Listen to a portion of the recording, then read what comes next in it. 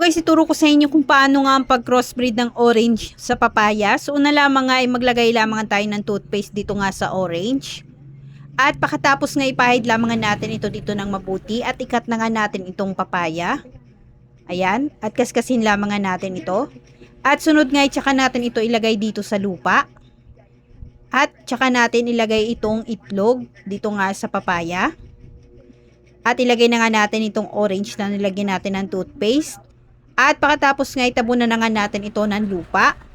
At diligan lamang nga natin ito ng tubig. At takpan lamang nga natin at antayin natin ito ng 45 days. At after 45 days nga, ayan, buksan na nga natin. At eto na nga siya, diba?